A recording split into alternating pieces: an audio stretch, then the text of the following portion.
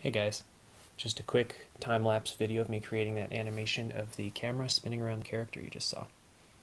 So I start by scaling down my background because I want the camera to start real close to the ground at her feet. Of course the horizon will be lower, but I didn't make the sky big enough, so I'm adding in a background color card to match my sky.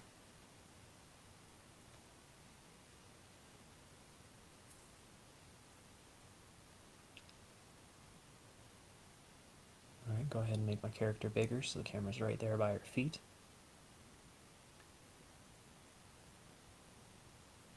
And now I'll add in the spin animation. I have another time-lapse video of me creating the spin animation. I'll go ahead and link that in the description below. Since then I've added a few more in-betweens to make it a smoother spin.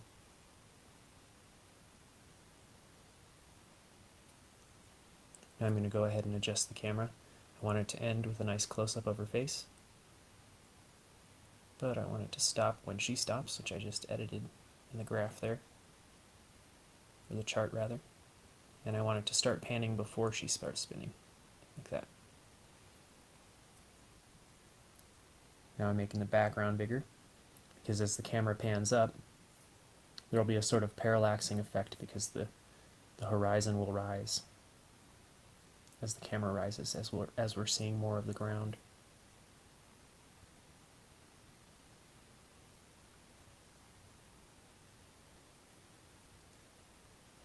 Now we want the background to move past the camera to create the illusion of spinning.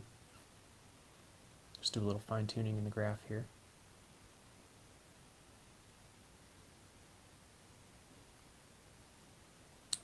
And that's what we have so far. Looks pretty good.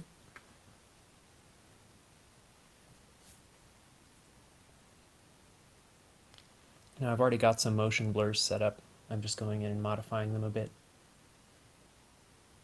I've got a small motion blur on the character, and then a much bigger motion blur on the background image.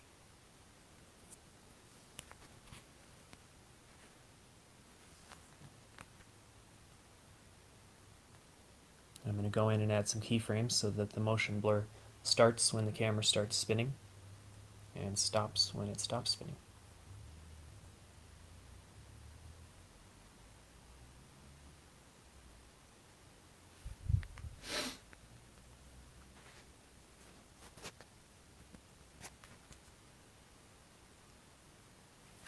Looks pretty good.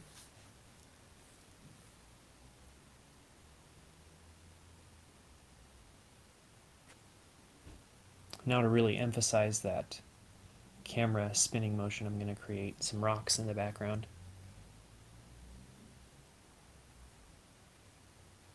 Just to give a little more context.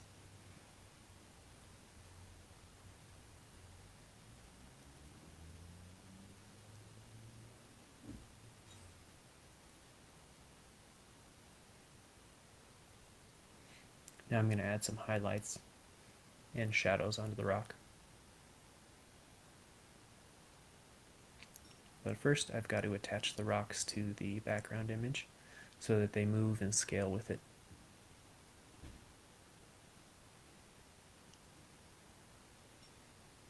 There's the highlight, and I create another body highlight effect, and I make it black and put it on the other side, and you have shadow. And then I add a motion blur to the rocks as well. This motion blur is a little bit more intense than the other ones, just to really emphasize the motion.